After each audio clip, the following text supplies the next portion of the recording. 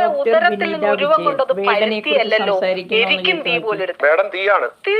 സ്വയം അഴുക്കുചാലിൽ ജനിച്ചവൻ ഞാൻ എന്ന് അങ്ങനെ കേരളത്തിൽ ഏതെങ്കിലും ഒരു ഗായകൻ അവനവനെ അടയാളപ്പെടുത്തിക്കൊണ്ട് കേരളത്തിന്റെ ഗായകരുടെ നിരയിലോ എഴുത്തുകാരുടെ നിരയിലോ കവികളുടെ നിരയിലോ മറ്റേതെങ്കിലും ഒരുവൻ കടന്നു വന്നിട്ടുണ്ടോ എന്ന് എനിക്കറിയില്ല. വേദനയുടെ പ്രതിഫലനം മാത്രമല്ല, പ്രതിഷേധത്തിന്റെ ശബ്ദം കൂടിയാണ്. വേടന്റെ താളത്തിനൊപ്പം താളം പിടിക്കുന്ന ആ ക്രൗഡ് മുഴുവനും, അത് നിശാഗന്ധിയില് മാത്രമല്ല കേരളത്തിൽ എവിടെ വേടൻ പരിപാടി അവതരിപ്പിച്ചാലും ഇതാണ് അവസ്ഥ. ഈ പുലിപ്പല്ലാണ് എന്നിവരെങ്ങനെയാണ് തീരുമാനിച്ചത്? ലോകത്തിൽ ഏതെങ്കിലും ഒരു കവി ആ മാടനോടും മറുതയോടും തന്റെ കാമുകിയെ കുറിച്ചുള്ള ഒരു ഓർമ്മയോട് ഉപമിക്കുന്ന അത്തരത്തിലുള്ള ഒരു എഴുത്ത് തന്നെ അവഹേളിക്കാനുള്ള ഒരു അധിക്ഷേപ വാക്കായി ഉപയോഗിച്ചിരുന്ന ഒരു പദത്തെ തന്റെ അടയാള വാക്യമായിട്ട് ഉപയോഗിക്കാൻ ഒരുത്തൻ തീരുമാനിക്കുന്നു.